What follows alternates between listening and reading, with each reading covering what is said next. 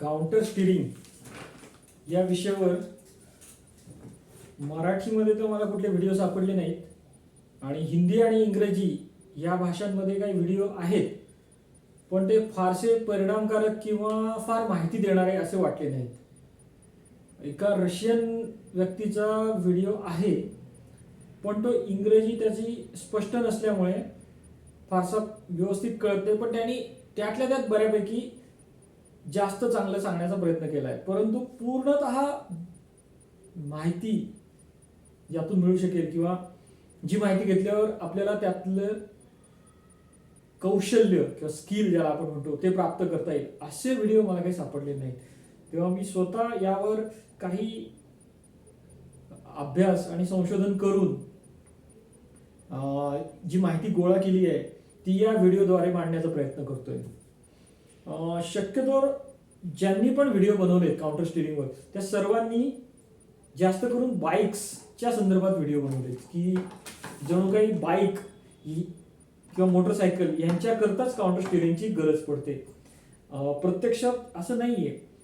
आपण पाण्यातून जाणारे जहाज किंवा पोहणारे मासे यांचा अपवाद केला किंवा आकाशातून उडणारे पक्षी किंवा प्रवास करणारे विमानं यांना वगळलं आणि जमिनीवरचे लोहमार्गावरून जाणारी आगगाडी किंवा ट्रेन यांना जर वगळलं तर उरलेले जे सर्व जे जमिनीवरून प्रवास करणारे आहेत, सजीव किंवा निर्जीव वस्तू, सजीवांमध्ये जे पायांनी प्रवास करतात असे सस्तन प्राणी, सरपटणारे प्राण्यांचा इथे विचार करत नाही मी, तर सर्व प्रकारचे सस्तन प्राणी आणि ज्यांना मॅमल्स असं म्हटलं जातं आणि सर्व निर्जीव वस्तू, वाहनं या प्रत्येकांना या काउंटर स्टिअरिंगची गरज पडते.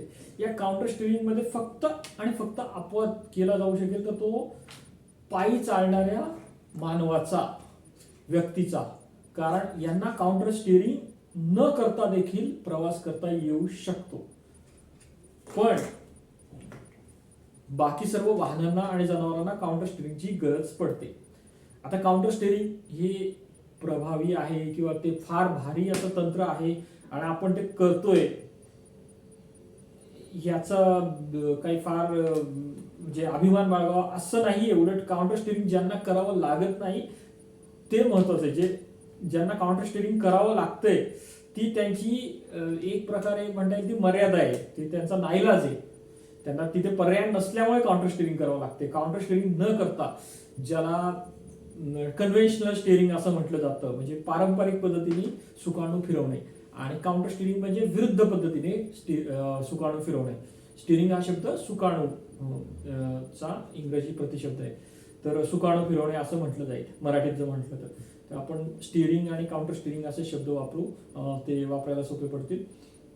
तर प्रत्यक्षात काउंटर स्टिअरिंग करावं लागणं हा एक नाईलाजाचा भाग आहे. आणि तो का करावा लागतो यासाठी आपण एक कोन, भूमितीत वापरले जाणारे कोन, जे शाळेत आपण भूमिती शिकलो त्यात वापरले जाणारे कोन, त्या कोनांना मोजण्याकरता आपण जे अंश वापरतो ते अंश, बोली भाषेत जे आपण कोन म्हणतो किंवा त्यांच्या मोजण्याकरता अंश वापरतो ते थोडे वेगळे आणि रस्त्यावरती अजून वेगळे. तर ते तिन्ही जे आहेत त्यातला फरक आपण आधी समजून घेऊ. सर्वात आधी आपण जी शाळेत भूमिती शिकतो तिथे कोण कसे मोजले जातात त्याचा आपण विचार करू.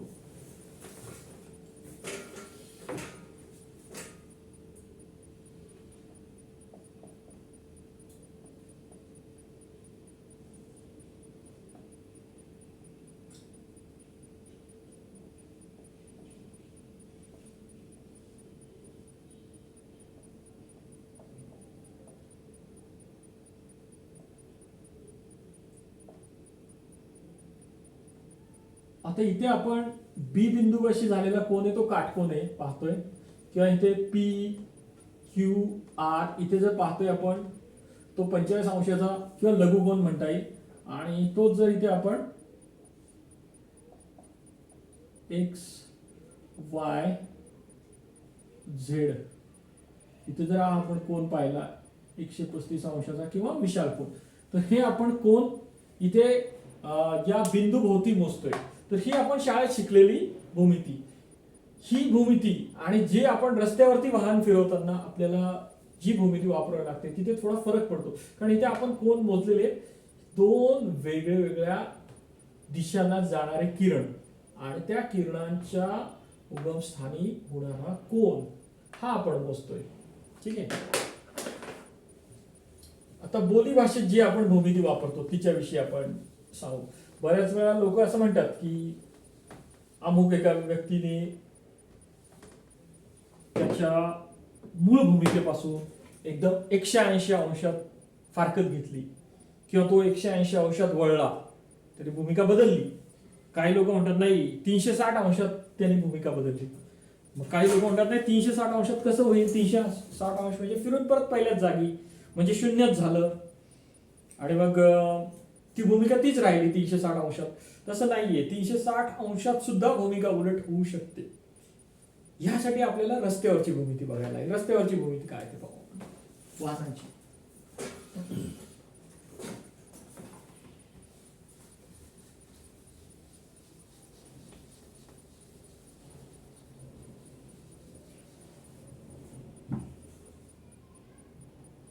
आपल्याला सर्वांना हे माहितीच आहे की रस्ते आपण जेव्हा रस्त्याचा वापर करतो तेव्हा फक्त एका दिशेने नाही वापर होत त्या रस्त्याचा. त्या रस्त्याचा वापर हा दोन्ही दिशेने केला जातो. दोन्ही दिशांनी जेव्हा वापर केला जातो तेव्हा तो रस्ता आपण म्हणता येईल तो सामायिक झालेला आहे दोन्ही दिशांच्या लोकांसाठी. आणि मग जर एकच दिशेचे लोक वाहन वापरत दोन्ही म्हणजे येण्यासाठी आणि जाण्यासाठी, तेव्हा आपण सोयीने आपण रस्त्याचे दोन भाग करतो. या रस्त्याला दुभाजक असतो किंवा डिवायडर आपण ज्याला म्हणतो.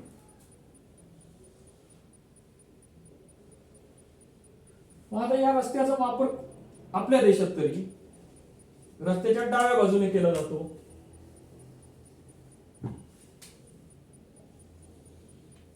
म्हणजे आता या दिशेने कोणी येणार आहे आणि त्याला पुढे जायचंय तर तो रस्त्याचा फक्त हा एवढा भागच, डावा अर्धा भाग वापरू शकतो आणि समोरून येणाऱ्या वाहनासाठी हा उरलेला भाग सोडावा लागतो. तेव्हा हा जो चालला आहे हा रस्त्याच्या स्वतःच्या डाव्या बाजूचा भाग वापरतो आणि इकडून येणारा वाहन हे स्वतःच्या डाव्या बाजूचा भाग वापरतोय. चौकामध्ये आपण हे पाहिलं असेल, काही लोक याला गोल चक्कर म्हणतात, कोणी याला ट्रॅफिक आयलंड किंवा वाहतूक बेट असं म्हणतात. हे असतं. आता हा जो भाग आहे रस्त्याचा चौक हा सर्व वाहनांना वापरावा लागतो आणि हा सामायिक भाग झालाय. म्हणजे हा या रस्त्यासाठी आणि या रस्त्यासाठी वेगळा वेगळा नाहीये. जर उड्डाणपूल असेल तर तो भाग वेगळा, पण प्रत्येकच दिशेने येणारा आणि एक प्रत्येकच दिशेला जाणारा वाहनाकरता उड्डाणपुलाची सोय करता येणं जवळपास अशक्य आहे. त्यामुळे काही ठिकाणी तरी क्रॉसिंग किंवा चौक किंवा एकमेकांना ओलांडणे ही गोष्ट घडते. मग त्या ओलांडताना काही नियम बनवले जातात. जसं हे वाहतूक बेट आहे, तर आता या दिशेने कोणी आलेलं आहे वाहन, तर या वाहनाला डावीकडे वळायचं असेल तर ते डावीकडे सहज वळू शकतात. त्यांना काही वेगळं बंधन किंवा वेगळे नियम नाहीत. पण या वाहनाला सरळ जायचं असेल किंवा उजवीकडे जायचं असेल, सरळ जरी जायचं असेल तर यांना वाहतूक बेटाला वळसा घालून जावं लागतं. अशा पद्धतीने वळसा घालून यांना जावं लागेल. किंवा यांना उजवीकडे वळायचंय तरी यांना वळसा घालून आधी डावीकडे व्हायचे आणि मग उजवीकडे वळून मग पुन्हा इथे डावा वळण घ्यायचंय. मग आता यांच्यासाठी उजवीकडे वळण्याचा हा जो कोन आहे ते आपण बघतोय 90 अंशातला, पण हा यांच्यासाठी 90 अंशाचा होतोय का? नाही. डावीकडे वळणाऱ्यांसाठी हा 90 अंशाचाच राहतोय, पण उजवीकडे वळणाऱ्यांकरता हा पूर्ण असा 270 अंशाचा कोन होतोय. 270 अंशाचा कोन. आणि जर का त्यांना आल्या दिशेच्या विरुद्ध दिशेला जायचं असेल तर त्यांना पूर्ण जवळपास 360 अंशाचा कोन होते जवळपास. हे वाहन पूर्णपणे उलट जायचं असेल तर या वाहतूक बेटाला वळसा घालतात. आता काही ठिकाणी नियम असतात की ते इथे चालू शकतं ते वळण घेतलेलं, पण बऱ्याच ठिकाणी असे असतात की या समोरून येणाऱ्या या वाहनांना अडथळा होऊ नये म्हणून अशा पद्धतीने उलट वळायची परवानगी दिली जात नाही. त्यामुळे पूर्ण वाहतूक बेटाला वळसा घालून उलट दिशेला जाणं हे गरजेचं असतं. तर आपण इथे जर बघितलं हा 360 अंशाचा कोन करून हे वाहन मूळ दिशेच्या विरुद्ध दिशेला जाते. तर आपण इथे जर पाहिलं तर आपण इथे कार आहे, एक बस आहे आणि एक मोटरसायकल किंवा बाईक म्हणता येईल असं वाहन आहे आणि एक मानवी पुतळा म्हणता येईल असे बाहुली आहे. तर मानवाला 2च पाय आहेत आणि दोन्ही पाय फार त्यांचं अंतर नाहीये दोन्ही पायातलं, ते जवळ जुळवता सुद्धा येऊ शकतात. तर एखाद्या व्यक्तीला युटर्न म्हणजे विरुद्ध दिशेला वळायचे, ती स्वतः भोवती गिरकी घेऊन वळू शकते. स्वतः भोवती गिरकी घेऊन चालत आली, स्वतः भोवती एक वळण घेतलं पूर्णपणे आणि वळाली. ते जे आपण शाळेत कवायती वगैरे शिकलो असो तर तिथे आपण पिछे मुडे जे म्हणतो 180 अंशात हे वळण होते. पण हे कुठल्याही वाहनाला शक्य नाही, कारण कुठलंही वाहन स्वतः भोवती नाही वळू शकत. स्वतः भोवती त्याला कुठल्या तरी एका विशिष्ट वर्तुळाभोवती फिरावं लागेल आणि मग यावं लागेल. यालाच हे वाहन उत्पादक टर्निंग रेडियस किंवा वळणाची त्रिज्या म्हणतात. जिथे टर्निंग रेडियस हा शब्द येतो, टर्निंग रेडियस हा शब्द आला तिथेच हे बिंदू भोवती फिरणं होत नाही, तर हे एका केंद्रापासून एक केंद्रबिंदू आहे आणि त्या केंद्रबिंदूपासून एक त्रिज्या आहे की ज्याला रेडियस आर असं म्हटलं जातं. या त्रिज्या एवढ्या अंतरातून एका परिघावर फिरणं झालं आणि परिघावर फिरताना जो कोन मोजला जातोय तो या केंद्रबिंदू भोवती मोजला जातोय. तर त्यामुळे जेव्हा आपण हे वाहन सरळ जाते, तर सरळ झालं तर कुठलाही वळण न घेता सरळ जर गेलं असतं एका सरळ रेषेत तर तिथे 0 अंशाचा कोन झाला असता. कारण या वाहनाची ही गती होती, ही दिशा होती आणि ती दिशा समान राहिली आणि त्याला कुठेही वळावं नाही लागलं. त्यामुळे जरी भूमिती तिथे हा 180 अंशाचा कोन झाला असता, कारण ते भूमितीत आपण सरळ कोन हे 2 वेगळ्या येणाऱ्या किरणांचा कोन मोजत असतो. तर इथे 2 वेगळ्या किरणांचा जाणाऱ्या किरणाचा कोन मोजत असतो, परंतु इथे तसं नाहीये. इथे एकच किरण आहे, तो पुढे चाललेला आहे. त्यामुळे हा स्वतः भोवती 0 अंशाचाच कोन होतो. पण जेव्हा त्याला या पद्धतीने फिरून जावं लागते तेव्हा हा कोन इथे मोजला जाईल. तर हा कोन जर हे वाहन डावीकडे वळून अशा पद्धतीने उजवीकडे जाते किंवा सरळ जाऊन स्वतः भोवतीच गिरकी घेऊन जाते, स्वतः भोवती म्हणजे या ट्रॅफिक आयलँड भोवती, तर या ट्रॅफिक आयलँड भोवती त्याला जर गिरकी घेऊन जावं लागते तर तिथे 360 अंशाचा कोन होईल, जो सामान्यतः एका व्यक्तीसाठी 180 चा होतो. एका पायी चालणाऱ्या व्यक्तीसाठी जिथे 180 अंशात वळावं लागतं तिथेच वाहनाला मात्र उलट दिशेला जाण्यासाठी 360 अंशात वळावं लागतं. अशा पद्धतीने टर्निंग रेडियस किंवा वळणाची त्रिज्या असल्यामुळे, कारण ही त्रिज्या का असते, कारण व्यक्तीचे दोन्ही पाय जवळ आहेत, व्यक्ती स्वतः भोवती वळू शकते, परंतु वाहनाची जी पुढची आणि मागची चाकं यांच्यामध्ये बरंच अंतर असल्यामुळे हे अशा पद्धतीने फिरवता येत नाही वाहन.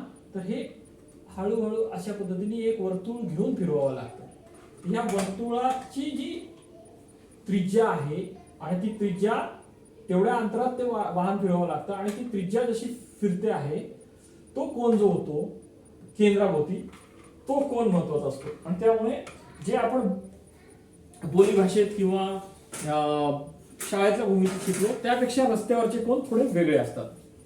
आणि यामुळेच ही जी त्रिज्या आहे, त्रिज्या केंद्रबिंदूपासून लांब आहे. प्रत्येक वाहनासाठी ही त्रिज्या वेगळी आहे.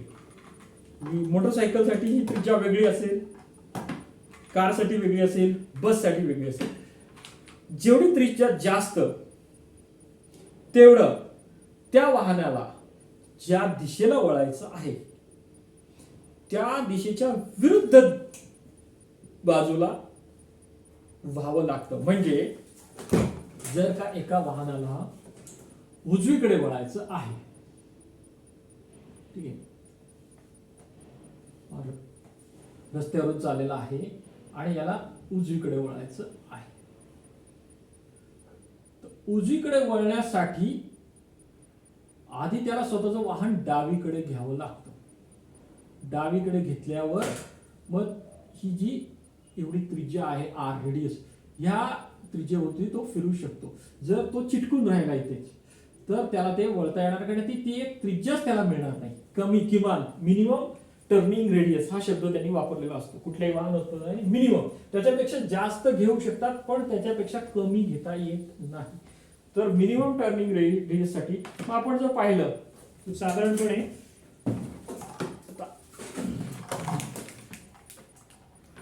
मोटरसायकल आहे, त्याला उजवीकडे वळायचं आहे. उजवीकडे असं वळता येणार नाही ना, थोडं आधी डावीकडे होईल आणि डावीकडे होऊन उजवीकडे जातो. ठीक आहे, डावीकडे होऊन आणि त्याने आधी न ठेवता सुद्धा त्याचं हँडल आधी डावीकडे कलवलं जातं आणि मग पुन्हा उजवीकडे. हे अशा पद्धतीने जे स्टिअरिंग फिरवलं जातं, आधी डावीकडे मग उजवीकडे, ह्याला हे काउंटर स्टिअरिंग असं म्हटलं जातं. ही काउंटर स्टिअरिंगची मूळ कल्पना आहे. आता हे काउंटर स्टिअरिंग शिकल्याने केलं जातं का, न शिकता करता येत नाही का, असं नाही. बरेच लोक न शिकता देखील करतातच. कारण आपल्या दुचाकीसाठी आता इथे जी दुचाकीचं मॉडेल आहे याला दोन बाजूला लहान चाकं दिलेली, त्यामुळे ही पडत नाही. पण मूलतः आपण जी दुचाकी चालवतो ती जर एका स्थानावरून दुसऱ्या स्थानावर पुढे जात नसेल, उभी राहिली आणि तिला पाय जर टेकवलेले नसतील दुचाकी स्वाराने खाली किंवा स्टँड लावलेला नसेल किंवा अशा पद्धतीची दोन लहान चाकं नसतील तर ती पडते. कारण गुरुत्वाकर्षणाची जी पृथ्वीची शक्ती आहे, गुरुत्वाकर्षण शक्ती, त्यामुळे कुठलीही वस्तू ही एका बाजूला कलंडली जाऊ शकते. म्हणून दोन बिंदूंवर ती राहू शकत नाही, किमान 3 बिंदू असावेत. म्हणून गाडी आपण साईड स्टँडवर थोडी तिरकी ठेवतो तर ती त्या बाजूला कलते आणि 3 बिंदू असतात, पुढचं चाक, मागचं चाक आणि मधला जो साईड स्टँड येतो. तर त्यावेळी ती मोटरसायकल खाली पडत नाही. परंतु जेव्हा ती आपण फिरवतो एका जागेवरून दुसऱ्या जागी इथे आपण पुढे नेतो, तेव्हा 2 बिंदूंवर आधार सांभाळला जाऊ शकतो. संतुलन किंवा बॅलन्स किंवा तोल आपण जो म्हणतो तो सांभाळला जातो. कारण जोपर्यंत ते 2 बिंदू फिरत आहेत, एका जागेवर स्थिर न राहतात, ते त्यांची स्थान बदलत आहे, तोपर्यंत ते पडत नाही, ते संतुलन साधलं जातं. तर त्यामुळे जेव्हा आपण कुठलाही वाहन, अगदी सायकल जरी शिकतो, तेव्हा सायकल शिकताना तिचा वेग कमी असतो. शिकत असलेला माणूस जेव्हा पॅडल फिरवतो तेव्हा पॅडल फिरवताना त्याचा जो सुरुवातीलाच काही अगदी पुरेसा पडत नाही, तेव्हा त्याच्या लक्षात येतं की सायकल एका बाजूला कलंडली जाते. तर तो सायकलचं स्टेअरिंग डावीकडे उजवीकडे करतो आणि मग तो पॅडल फिरवतो, ती हळूहळू पुढे जाते. हे पण एक काउंटर स्टिअरिंग आहे, कारण ती पडू देऊ नये म्हणून ती अशा पद्धतीने, ज्याला झिगझॅग असं म्हटलं जातं, झिगझॅग पद्धतीने सुरुवातीला चालली जाते. बऱ्याच वेळा त्या सायकल शिकणाऱ्या इतर लोक म्हणतात काय वेडी वाकडी सायकल चालवतोय. तर सर्वात आधी तो जी सायकल चालवतो ती वेडी वाकडीच चालवतो, कारण वेडी वाकडी असते तेव्हा ती पडत नाही. कारण एक किमान वेग सांभाळावा लागतो आणि त्याला तो वेग तिथे सरळ घेता येत नाहीये आणि तो तेव्हा ते वाहन पडू नये म्हणून तो ज्या दिशेला पडतोय त्याच्या विरुद्ध दिशेला, पुन्हा विरुद्ध दिशेला अशा पद्धतीने तो ठेवतोय आणि त्याच वेळी मग हळूहळू वेग देतोय, त्यामुळे ते झिगझॅग जातं. पुढे जेव्हा तो सायकल चालवण्यात प्रवीण होतो, पारंगत होतो, त्याचं कौशल्य ते स्किल त्याला प्राप्त होतं, तेव्हा त्याला ती वेगाने चालवावीशी वाटते. आता वेगाने चालवायची पण अंतर फार थोडं असतं, म्हणजे अगदीच लहान अंतर आहे आणि वेगात नेली तर पटकन पुढे जाते. आता त्याला त्यावेळी वेग कायम ठेवायचा आहे, वेग कमी करायचा नाही, अंतरही तेवढंच आहे आणि पटकन ते अंतर संपवायचं नाही. आता वेग म्हणजे व्हेलॉसिटी किंवा स्पीड, आणि आपण बघितलंय वेग हा अंतर भागिले वेळ, distance upon time, V is equal to D upon T. जर आपल्याला डिस्टन्स वेग कमी करायचा नाही, वेग तेवढाच ठेवायचा आहे आणि अंतरही आपल्या वेळही आपल्याला बदलायची नाही. तेवढा वेळ समजा त्या व्यक्तीला काही सेकंद वाहन चालवायचं असेल, 5 सेकंद 10 सेकंद 1 मिनिट, ते त्याला बदलायचं नसेल, तेवढ्याच वेळेत त्याला ते वाहन ठेवायचं, तर त्या वेळी तो अंतर वाढवेल. कारण अंतर वाढलं आणि जास्त वेगात तेवढाच वेळ लागेल. मग ते अंतर वाढवतं कसं येईल?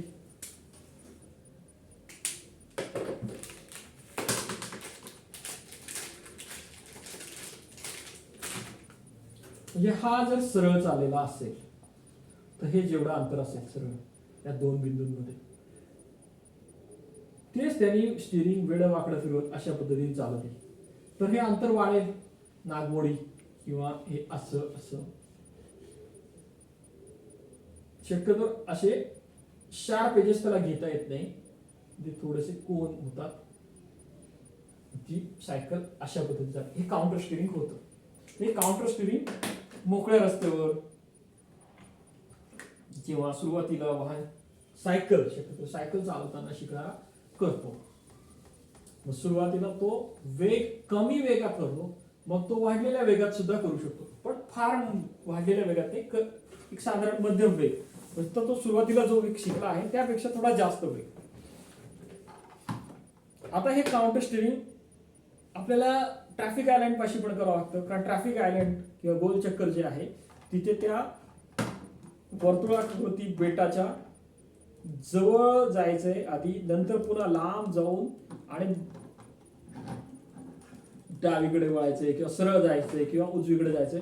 ज्या पद्धतीने तुमचं वळण आहे, जी एक्झिट म्हणतात, त्या ट्रॅफिक आयलंड पासून तुम्हाला कुठे दूर जायचंय त्या पद्धतीने ते वाहन जवळ किंवा लांब करावं लागतं. तर आपण डावं वळण घेण्यासाठी डावं फार सहजपणे घेऊ शकतो, परंतु उजवं वळण घेण्याकरता आधी डावीकडे वळून मग पुन्हा उजवीकडे जाणे, हा काउंटर स्टिअरिंगचा भाग ट्रॅफिक आयलंड पाशी येतो. आणि हा सहसा इथे वेग कमी असतो. कुठल्याही ट्रॅफिक आयलंड पाशी आपण जर पाहाल तर वाहनाचा वेग हा जास्त असू शकत नाही, कारण ट्रॅफिक आयलंडची जेवढी त्रिज्या आहे आणि पुढे चौकातल्या रस्त्याची जी बाउंड्री किंवा आपण म्हणता येईल त्याची जी हद्द आहे, त्या हद्दीच्या मर्यादेपर्यंत ह्या मधल्या अंतरातली त्रिज्या हे वाहन वापरू शकतात. त्यामुळे त्यांची त्रिज्या कमी असल्यामुळे अर्थातच वेग कमी राहतो. आता आपण जेव्हा कुठे हायवेला जातो किंवा महामार्गांवर, तेव्हा महामार्गांवरती वळणं मोठ्या त्रिज्येची केलेली असू शकतात. काही ठिकाणी त्यांना जशा पद्धतीने जमीन त्यांनी मिळवलेली आहे आणि त्या पद्धतीने त्यांनी रस्त्याला शार्प एजेस, शार्प टर्न्स किंवा टोकदार वळणं येऊ नये, तीव्र वळणं येऊ नये दिलेली असती. तर समजा आपण शहरातलं वळण जर असं असेल तर आपण टी म्हणतो किंवा एल म्हणतो, अशा पद्धतीचं शहरातलं वळण असेल, तेच आपल्याला महामार्गावरती किंवा हायवेला तेवढं अशा पद्धतीने नाही होणार. महामार्गावरती वाहनांचा वेग जास्त असतो, त्यामुळे हे वळण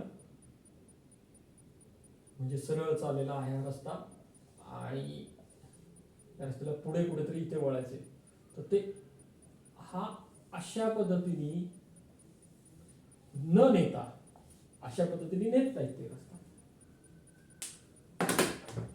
अशा पद्धतीने ती जमीन हस्तांतरित केलेली असते.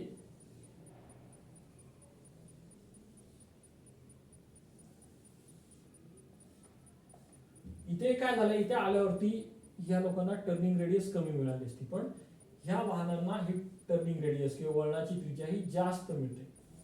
त्यामुळे वेग जास्त ठेवून हे करू शकतात, वळण घेऊ शकतात, वळण जास्त वेगात घेतलं जाऊ शकतं. इथे आपल्याला जे काउंटर स्टीअरिंग करायचं आहे ते मात्र शिकण्याची गरज आहे. म्हणजे आपण आधी जे म्हटलं की न शिकता देखील काउंटर स्टीअरिंग न शिकता देखील कोणी करतोच, परंतु इथे मुद्दामून शिकून करावं लागणार आहे. कारण ह्या ठिकाणी ही टर्निंग रेडियस म्हणजे आपण जेवढा जास्त आपण वर्तुळ पाहूया, एक वर्तुळ जितकी जास्त त्रिज्या आहे तितका तुम्हाला वेग जास्त ठेवणं शक्य आहे. पण हा वेग जास्त ठेवण्याकरता काही गोष्टींचं तुम्हाला ज्ञान किंवा कौशल्य असलं पाहिजे. म्हणजे समजा मला इथे या या बिंदूभोवती वर्तुळ काढायचं आहे आणि मी अशा पद्धतीने ह्या रबराचा वर्तुळ कंपास सारखा उपयोग केला आणि हे वर्तुळ काढलं. तर आता हे जे रबर आहे या रबरात ताण आहे एक प्रकारचा. रबर जेवढं ताणलं जाईल तेवढं मी मोठं वर्तुळ काढू शकतो. पण त्याकरता मला जास्त बल लावावं लागेल आणि जास्त बल लावलं तर हे वर्तुळ हे रबर तुटू शकतं. रबर जर तुटलं तरी माझं वर्तुळ बिघडेल, कारण हे पेन फार पुढे जाईल. आणि जर मी बल कमी लावलं तर रबर पुरेसं ताणलं जाणार नाही आणि मला जास्त लांबीची त्रिज्या मिळणार नाही. आणि जास्त मोठी त्रिज्या मिळेल तेवढं माझं वर्तुळ मोठं असेल. आणि वर्तुळ मोठं असेल तर मला वाहनाचा वेग कमी न करता वळण घेता येईल. तर आपल्याकडे महामार्ग बऱ्यापैकी मोठे, रुंद, लांब करून दिलेले आहेत. फक्त आता आपल्याला ते कौशल्य प्राप्त आहे का? म्हणजे मला उजवीकडे वळायचं आहे आणि उजवीकडे वळण्याकरता मला शक्य तेवढं डावीकडे होऊन, जर रस्त्याची रुंदी आहे बऱ्यापैकी ते, तर मी जेवढा जवळ असेल ह्या परिघाच्या तेवढा माझा वेग कमी असेल. ह्या परिघापासून जेवढा मी लांब असेल तेवढा मी जास्त वेगाने 80 किमी प्रति तास ह्या वेगात सुद्धा वळता येऊ शकतं. आता हे पूर्ण वर्तुळ असेल असे रस्ते नसतात, पण या वर्तुळाचा काही भाग असेल अशा पद्धतीचे रस्ते असू शकतात. म्हणजे आपण आता चाललेलो आहोत रस्त्यात आणि रस्त्यात अशा पद्धतीने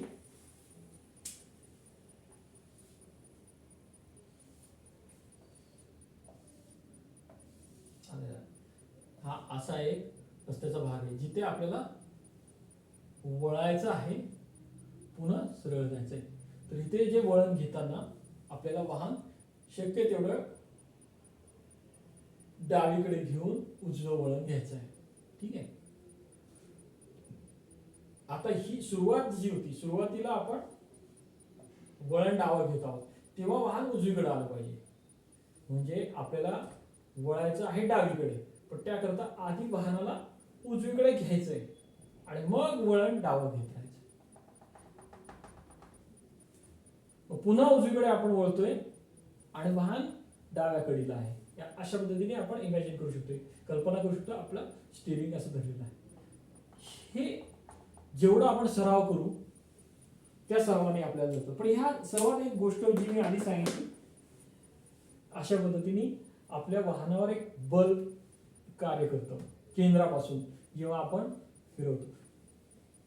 खरं तर दोन बल कार्य करतात एकाच वेळी, सेंट्रीफ्युगल फोर्स आणि सेंट्रीपिटल फोर्स. आता आपल्याला एक जे आहे बल ते केंद्रापासून दूर ढकलतंय आणि एक बल आहे ते केंद्राच्या जवळ खेचतंय. जसं या रबरापाशी रबर खेचतंय आणि मी या बोटाने त्याला लांब खेचायचा प्रयत्न करतोय. दोन्ही बल एकाच वेळी कार्य होते. एक जरी बल कमी पडलं तर बिघडू शकतं. म्हणजे रबराचं बल कमी पडलं आणि रबर तुटलं तर केंद्राच्या बाहेर जाईल बोट, फार लांब परिघाच्या बाहेर जाईल. आणि जर का बोटाचं बल कमी पडलं तर बोट जास्त जवळ येईल आणि त्रिज्या कमी मिळेल. तर आपला वाहनाचा वेग जास्त ठेवताना ते वाहन तिरकं देखील करावं लागतं. आपण रेसिंग बघितले असतील तर वळवताना शक्य तेवढं तिरकी केली जाते वाहन. वाहनाला तिरकं केलं जातं, मोटरसायकल तिरकी होते आणि त्यावेळी जर ती जास्त तिरकी झाली तर ती फेकली जाते बाहेर. जास्त तिरकी झाली तर फेकली जाते. त्यामुळे ती किती तिरकी करावी हे सरावानी त्या त्या व्यक्तीला आणि त्याच्या वाहनाप्रमाणे कळतं. आता स्पोर्ट प्रकारातले बाईक्स असतील तर त्यांचे सायलेन्सर किंवा धुराडे हे जास्त उंचावर असतात, हे आपण पाहिलं असेल. त्यामुळे ते तिरकी करताना सायलेन्सर रस्त्याला टेकत नाही. पण ती जर रोडस्टर किंवा क्रुझर प्रकारातली मोटरसायकल असेल तर तिचे सायलेन्सर हे बऱ्यापैकी जमिनीला चिटकलेले असतात किंवा त्याला मर्यादा येते. मर्यादा येते म्हणजे ती जास्त तिरकी करता येत नाही ती मोटरसायकल. त्याला कॉर्नरिंग असं म्हणतात. ते कॉर्नरिंग केलं जाता येत नाही. आता कॉर्नरिंग केलं जात नाही ह्या गोष्टीमुळे मोटरसायकलला कॉर्नरिंग करण्यात ज्या मर्यादा येतात आणि कॉर्नरिंग करताना मोटरसायकलचा बॅलन्स बिघडू शकतो, संतुलन हरवू शकतं, तोल जाऊन मोटरसायकल खाली पडू शकते आणि मोटरसायकलवरील स्वारांना गंभीर इजा होऊ शकते. हे टाळायचं असेल तर काउंटर स्टीअरिंग मधला अजून एक भाग शिकावा लागेल. त्याकरता आपण पुन्हा एकदा वर्तुळाकडे जाऊ.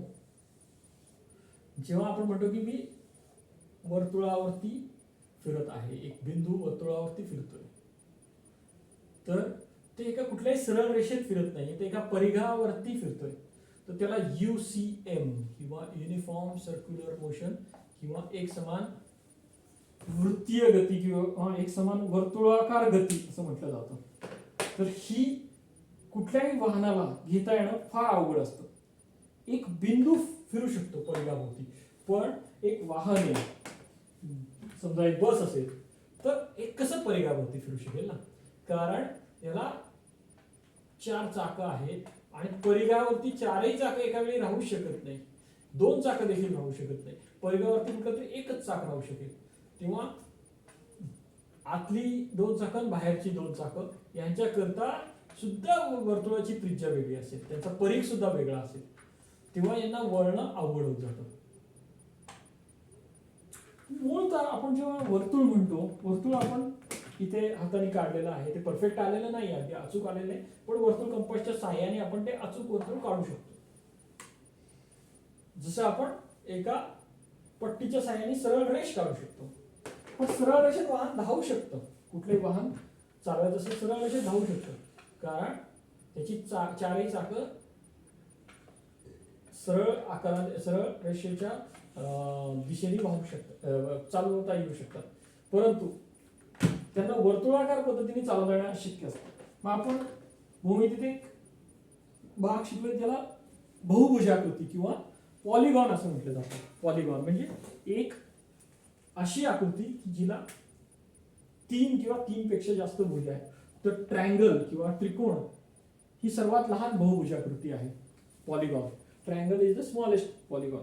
मग सर्वात मोठा पॉलिगॉन कुठला आहे? नाही, त्याला काही मर्यादा नाही, कारण बहुभुजाकृतीला भुजांची संख्या पाहिजे तेवढी वाढवता येते. चौरस किंवा चौकोन, पंचकोन, षटकोन, अशा पद्धतीने अष्टकोन, दशकोन असे होऊ शकतात. आपण जेव्हा वर्तुळ आपण काढू शकत नाही, वर्तुळ काढणं हे आपल्याला एक तांत्रिक मर्यादा आहे. कुठल्याही दुचाकी वाहना करता किंवा 4 चाकी वाहना करता किंवा बस सारख्या मोठ्या अवजड वाहना करता, तेव्हा मूळतः ते काय करतात, त्यातही बस किंवा कार यांना 4 चाकं असल्यामुळे त्यांचा बॅलन्स कधी जाण्याची शक्यता कमी असते, त्यांचा तोल जाऊन ते पडू शकतात, असं फार क्वचित घडतं. परंतु दुचाकीचा तोल जाण्याची फार शक्यता असते. म्हणून मूळतः ते कुठलाही वळण हे वर्तुळाने न जाता वर्तुळावरचे काही बिंदू ते धरू शकतात. त्या बिंदूंच्या मध्ये ते सरळ रेषेने फिरू शकतात. म्हणजे मूळतः आपण वर्तुळ काढण्यापेक्षा जास्तीत जास्त भुजा असलेली, सरळ रेषा असलेली किंवा सरळ भुजा असलेली एक आकृती काढत आहोत. ठीक आहे.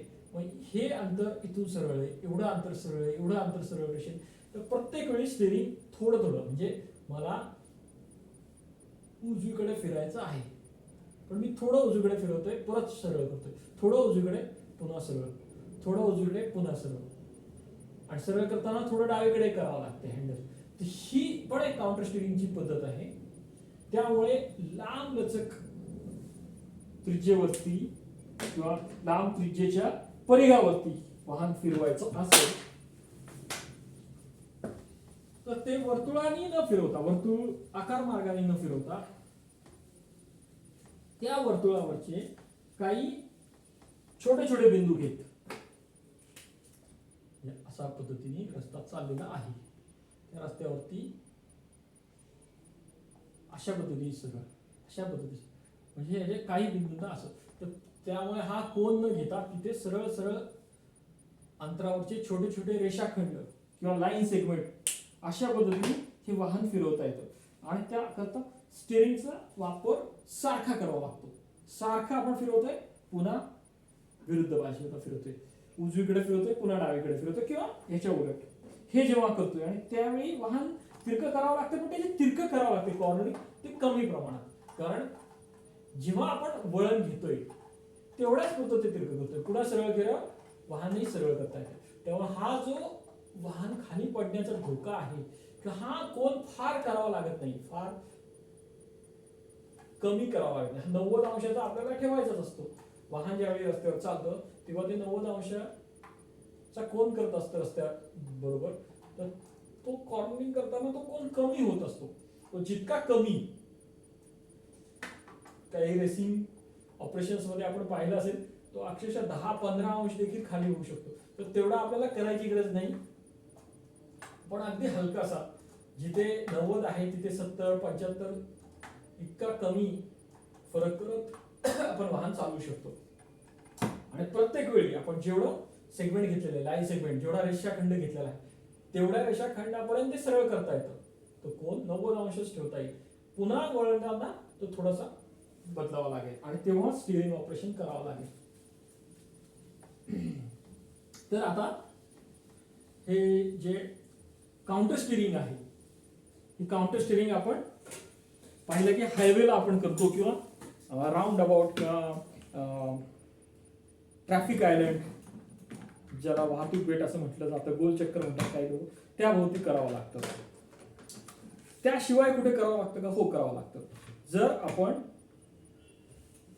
रस्त्यात चाललेलो आहोत शहरात आणि बरीच वाहनं आहेत, वाहनांची गर्दी आहे आणि वेगळ्या वेगळ्या, एकच रस्ता आहे, त्याला त्याची रुंदी भरपूर आहे, पण त्याला अनेक मार्गिका दिलेल्या आहेत, ज्याला लेन्स असं म्हणतात.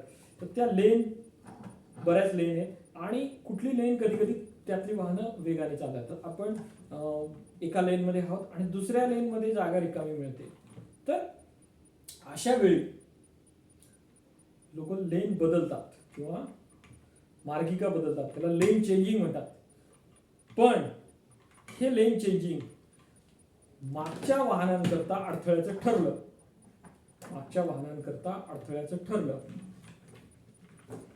आता ही मोटरसायकल आहे पुढे, या कार आहे आणि बस आहे पाठीमागे.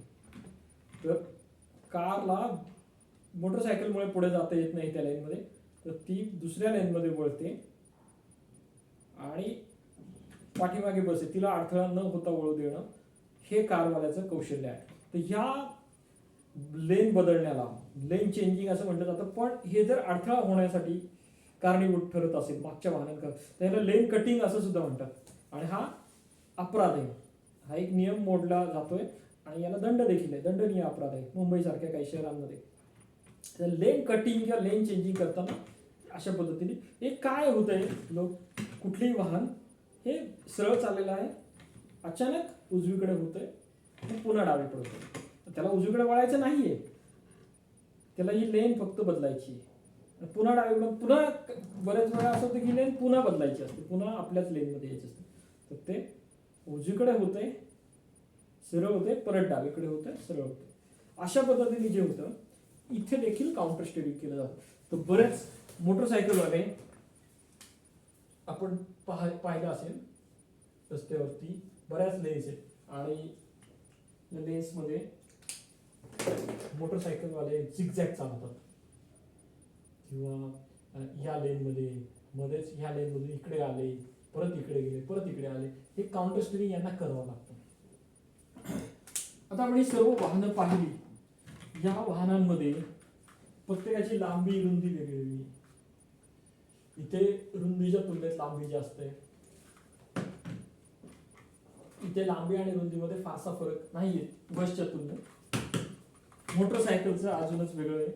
तिथे आपण लांबी बघाल तर ती आहे भरपूर, पण रुंदी जी आहे ती अगदीच कमी आहे. चाकाची जी रुंदी आहे तीच, आणि इतर काही चाकांच्या पुढे गार्ड्स लावलेले किंवा सायलेन्सर आहे किंवा वाहकाचा हात आलेला आहे किंवा हँडल आहे, ही जेवढी रुंदी आहे तेवढीच. त्यामुळे रुंदी कमी आहे मोटरसायकलची.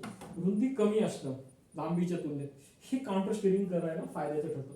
त्यामुळे बऱ्याच वेळा आपण जर पाहिलं असेल काउंटर स्टिअरिंग करायचं असेल तर बस आणि कार मध्ये काही वेळा कारला काउंटर स्टिअरिंग फायद्याचं ठरतं. तर हे थोडंसं बोलणं कोणाला पटणार नाही, त्यासाठी मी आधी आकडेवारी सांगतो. इथे माझ्याकडे जास्त खपाची जी कार आहे भारतातली वॅगनार, तिची लांबी आहे लिहिलेली ती आहे 3655 मिलीमीटर. हे जवळपास 3.5 मीटर म्हणता येईल. 3655 मिलीमीटर. तिची रुंदी ही 1620 मिलीमीटर किंवा आपण अंदाजे म्हणू शकतो 1.5 मीटर म्हणता येईल. आणि तिची उंची 1675 मिलीमीटर. म्हणजे रुंदी आणि उंची जवळपास सारखी आहे. आणि लांबी आणि रुंदी यांच्यामध्ये लांबी ही रुंदीपेक्षा दुप्पट आहे. म्हणजे कारची लांबी आणि रुंदी याच्यात फार फरक नाहीये, रुंदीच्या दुप्पट लांबी आहे. एक बस सरासरी 12 मीटर लांब असते, 12,000 mm लांब, आणि त्या तुलनेत तिची रुंदी फार नाहीये, 2.5 मीटर किंवा 2600 mm इतकी आहे, जवळपास 2.5 मीटर आहे. तर इथे लांबी आणि रुंदीमध्ये फार फरक आहे. जवळपास 5 पट ही त्याची लांबी आहे, रुंदीच्या 5 पट आहे. जी कारमध्ये फक्त दुप्पट होती ती बसमध्ये 5 पट आहे. आणि यापेक्षा लांब लचक काही ट्रेलर्स असतात, काही ट्रक्स असतात, तिथे हा फरक अजून वाढतो. कारण रुंदीला मर्यादा आहेत. रस्त्याच्या रुंदीच्या तुलनेत फार जास्त रुंदी वाहनाची असू शकत नाही, परंतु लांबीला तेवढ्या मर्यादा नसतात. लांब लचक वाहनं असतात रस्त्यावर. मोटरसायकल साधारण 2 मीटर लांबीची असते आणि तिची जी रुंदी आहे ती फारशी नाही. ती आपण धरू शकतो की 2 फूट किंवा म्हणजे 600 mm 700 mm पर्यंत तिची रुंदी होईल. कारण त्यावर बसलेले जे चालक आणि सहचालक जे त्यांचे हाताचे कोपरे जेवढे बाहेर आलेले, हँडल जेवढं लांब आहे, किंवा पुढे जे पायाला गार्ड्स असतात, लेग गार्ड्स, त्यांची जेवढी आहे त्या पद्धतीने रुंदी होते. तर ती 600-700 मिलीमीटरपेक्षा जास्त भरत नाही. पण मुख्यतः रस्त्यावरती जी त्याची रुंदी आहे ती त्याच्या चाकाच्या रुंदी एवढीच आहे. त्यामुळे रस्त्यावर काउंटर स्टिअरिंग करताना तेवढी रुंदी जरी बघितली तरी ती म्हणजे कॅल्क्युलेशन करता ती तेवढी पुरेशी आहे. दुसऱ्याला धक्का लागू नये, दुसऱ्या वाहनाला, ही जर काळजी घ्यायची आपण ठरवतो त्या पद्धतीने जास्तीत जास्त बाहेर येणारा भाग मोटरसायकलचा म्हणजे लेग गार्ड. तर लेग गार्डच्या तुलनेने पाहिलं तर 600-700 mm एवढी मोटरसायकलची रुंदी आहे. आता जेव्हा मी म्हणतो की लांबी रुंदी यातला फरक जितका कमी तेवढं वाहनाला काउंटर स्टिअरिंग म्हणजे लेन चेंजिंगच्या वेळी करणं जास्त फायदेशीर. कसं ते सांगतो. कारण जेव्हा आपण लांबी आणि रुंदीतला फरक पहा, जेव्हा सरळ चाललंय तेव्हा लांबी फक्त विचारात घ्यावी लागते, आणि जेव्हा काउंटर स्टिअरिंग करायचं तेव्हा लांबी आणि रुंदीचा एक रिझल्ट निघतोय, तो म्हणजे कर्ण. कारण आता ही लांबी कर्णा एवढी होते, एवढा लांबचा विचार करावा लागेल. हा बिंदू आणि हा बिंदू, हे 2 बिंदू रस्त्यावरती जास्तीत जास्त जागा व्यापण्याकरता ह्या 2 बिंदूंचा विचार करावा लागेल. कर्णा एवढं होतंय. तर लांबी आणि रुंदीत फरक फार नसेल तर लांबीपेक्षा कर्ण फार लांब होत नाही, थोडासाच मोठा होतो. पण तो जर लांबी आणि रुंदीत फरक जास्त असेल तर कर्णाचा फरक पण जास्त. म्हणजे ह्या 2 टोकातला अंतर आणि ह्या 2 टोकातला अंतर हा फरक जास्त आहे. शिवाय जो वाहन चालक आहे त्याला आपल्या वाहनाच्या लांबीचा अंदाज असतो आणि त्या लांबीपेक्षा फार जास्त त्याला जास्त अंतराचा विचार करता येत नसतो आणि इथे ते वाढतं. त्यामुळे आणि दुसऱ्या वाहनांनी देखील दुसऱ्या लेनमध्ये त्याच्या मागे असणाऱ्या वाहनांनी देखील त्याच्या लांबीच्या हिशोबाने जागा धरलेली असते अंदाज करण्याकरता. तर ती जर वाढली म्हणजे आता इथे एक बस आहे, ते कार आहे, पुढे दुसरे वाहन आहे, ही मोकळी जागा याच्या लांबी एवढीच सोडतो कारण त्याला ही शक्यता माहिती असते की कधी वळू शकतो, तर या लांबी एवढीच जागा तो सोडतो. परंतु जेव्हा त्याला तिरकं व्हायचंय खरोखरी तेव्हा त्याला त्यापेक्षा जास्त जागा लागते आणि त्यापेक्षा जास्त जागा त्याला मिळत नाही कारण पुढचं वाहन लगेच असतं, मागचं वाहन लगेच असतं, एवढी मिळत नाही. पण बस करता हा फरक कमी असल्यामुळे बस बऱ्याच वेळा अशा पद्धतीने लेन चेंज करू शकतो कारण एवढी बसच्या लांबी एवढी बऱ्याच वेळा जागा सोडलेली असते. ती का सोडलेली असते दुसऱ्या वाहनांनी? कारण समजा त्या वाहनाला बसला ओव्हरटेक करून जायचंय पुन्हा यायचंय, की एवढं अंतर त्याला ओलांडायचं असतं आणि त्याला ते एवढं अंतर ओलांडता येईल याची खात्री दरवेळी नसते. तर त्यामुळे ते ओलांडायचा प्रयत्न करत नाही जोपर्यंत त्याला तेवढी पुढे जागा मिळेल अशी खात्री नसते, त्यामुळे ते तेवढी जागा सोडलेली असते त्यांनी. त्यामुळे बसला जेव्हा कार ओव्हरटेक करते तेव्हा ती विचार करते की आपल्याला पुन्हा आपल्या लेनमध्ये येण्याकरता जागा आहे का, समोर येणारं वाहन आहे का वगैरे गोष्टीचा विचार करते. आणि त्याऐवजी समजा कारला बस ओव्हरटेक करते तर कारला पुन्हा आपल्या लेनमध्ये येण्याकरता जी जागा गरजेची आहे ती स्वतःच्या लांबी एवढीच बघायची आहे कारण कारची लांबी तुलनेने कमी. तर हा फरक असल्यामुळे बऱ्याच वेळा आपल्याला लक्षात येईल की ओव्हरटेक करताना कारला बस ओव्हरटेक लवकर करू शकते, परंतु बसला ओव्हरटेक करण्यासाठी कारला जास्त प्रयत्न करावे लागतात. अर्थात कारला हल्ली जास्त पॉवरची इंजिन्स आहेत, कारचा कमाल वेग 150-200 इतका असतो, तो बसचा 80-90-100 फार तर इतका असतो. तर वेगाचा जर फरक जास्त असेल किंवा पॉवरफुल फार शक्तिशाली कार असेल तर हे अंतर ते लवकर पार करू शकतात. पण जर समजा 80ची मर्यादा आहे रस्त्यावरती आणि कार आणि बस दोन्ही, तर बसला कार ओव्हरटेक करण्यासाठी फार अवघड असतं. मोटरसायकलला हे तुलनेने इतकं अवघड होत नाही कारण मोटरसायकलला ही जागा कमी लागते. तर बऱ्याच वेळा मोटरसायकल ती चिटकून घेतली जाते पण त्या जोखीम असते आणि फार काळ पॅरलल चालवावं लागतं त्याला, तर ही जोखीम घेणारे असं करतात. परंतु पुन्हा जेव्हा त्यांना यायचंय तेव्हा ते त्यांची काय लांबी आणि करणं असं काही नाहीये त्याला फार, त्यांना स्वतःच्या लांबी एवढंच कॅल्क्युलेशन करावं लागतं. इथे आहे ना स्वतःच्या वाहनाच्या लांबी बरोबरच इथे कर्णाचा विचार करावा लागतो. रुंदी हा फार मोठा घटक कारच्या बाबतीत पडतो. पण हे प्रत्येक वेळीच असं घडेल असं नाही. बसला कुठे अडथळा निर्माण होतो ते पण आपण पाहू. काही घाट असे असतात, घाट किंवा इतर वळण आपण हेअरपिन बेल्ट असं म्हटलं जातं.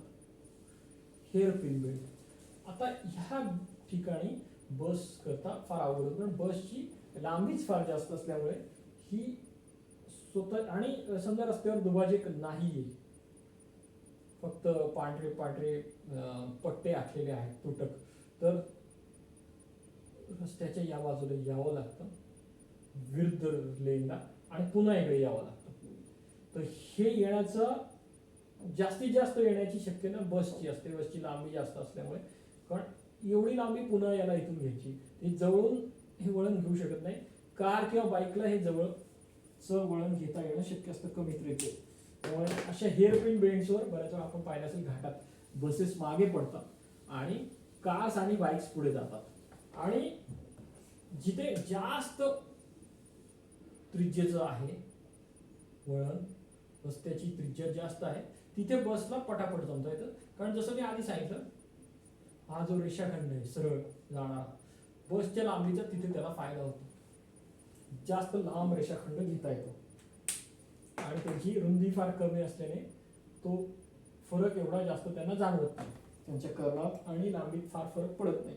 तोच कारमध्ये मात्र हा फरक जास्त जाणवतो कारण कारमध्ये लांबीच्या तुलनेत रुंदी हा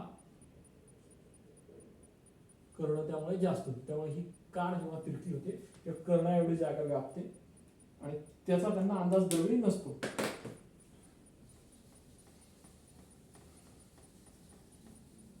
आता या काउंटर स्टिअरिंग या गुणधर्माचा किंवा या पद्धतीचा वापर वळताना अनेक वाहनं करतात. जसं मी आधी सांगितलं, फक्त दुचाकी करतात असं नाही. दुचाकी करतात, कार्सही करतात, बसही करतात. परंतु ज्यांना सर्वात सोप्या पद्धतीने काउंटर स्टिअरिंग करता येतं ते वाहन आहे रिक्षा. रिक्षाचा काय फायदा आहे? रिक्षाला स्टिअरिंग असं नाहीये, ते साधा हँडल बार आहे पुढच्या चाकावरती आणि मागे 2 चाक आहेत. म्हणजे जो मोटरसायकलचा फायदा आहे कमी लांबीचा तो त्यांना मिळतो. शिवाय मोटरसायकलला जी मर्यादा आहे बॅलन्स किंवा संतुलन सांभाळण्याची, ती मर्यादा त्यांना सांभाळायची गरज नाही, कारण त्यांची मागची 2 चाकं असल्यामुळे ते रिक्षा पडण्याचा किंवा कलंडण्याचा धोका तसा तुलनेने कमी असतो. रिक्षाचे वेगळे फार असतो. त्यामुळे रिक्षा बऱ्याच वेळा काय करते की एक वळण घेते आणि पुन्हा पटकन मिळते. पटापट वळण घेणं किंवा झिगझॅग पद्धतीने काउंटर स्टिअरिंग करत वाहन चालवणं, लेन चेंजिंग पेक्षाही महत्वाचं म्हणजे लेन कटिंग करणं, ज्याचा दुसऱ्या वाहनांना बऱ्याच वेळा अडथळा होऊ शकतो, हे रिक्षावाले करतात आणि त्यांना करणं सोपं आहे आणि ते करतात देखील बऱ्याच वेळा. त्यामुळे आपण जर देशात कुठे नाही असा नियम मुंबईत आहे. मुंबईत सायनच्या पुढे मूळ मुंबईत ज्यांना जुनी मुंबई असं म्हटलं जातं, तिथे रिक्षांना बंदी आहे. रिक्षा हे देशात क्वचितच असा एखादा भाग असेल की जिथे दुचाकी सुद्धा वाहनं चालू शकतात, कार्स चालू शकतात, बस चालू शकतात, पण रिक्षा चालवता येत नाही. हे फक्त काउंटर स्टिअरिंगचा अतिवापर केल्यामुळे रिक्षेवाले यांनी काउंटर स्टिअरिंगचा पटापट वापर केल्याने लेन बिघडवले आणि मुंबईत लेनची शिस्त बिघडवण्यावर फार मोठं त्याचं ट्रॅफिक अवलंबून आहे. वाहतूक खोळंबा होतो, जे ट्रॅफिक जॅम आपण म्हणतो. तिथे असं आहे की जरी आपली लेन आहे, आपली मार्गिका आहे, त्या मार्गिकेत पुढचं वाहन आहे आणि जागा नाहीये आणि दुसरी मार्गिका शेजारची दिसते मोकळी, तरी ती बदलायची नाहीये असा नियम आहे मुंबईत. जर आपल्याला उजवीकडे वळायचं असेल तर आपण उजवी मार्गिका घ्यावी किंवा डावीकडे वळायचं असेल तर डावी मार्गिका घ्यावी. परंतु फक्त मार्गिका मोकळी दिसते म्हणून सारखी मार्गिका बदलायची, चेंज द लेन किंवा लेन कटिंग ही तिथे अलाउड नाही. आणि प्रत्येक वेळी ह्यावर लक्ष ठेवणं शक्य नसल्यामुळे वाहतूक पोलिसांना त्यांनी सोपा उपाय करून टाकला आहे की तिथे रिक्षांना बंदी करून टाकली, कारण रिक्षा हे फार पटापट लेन बदलू शकतात. काउंटर स्टिअरिंग अतिशय सुलभ रीतीने करता येणारं वाहन हे रिक्षा आहे, 3 चाकी रिक्षा हे आहे.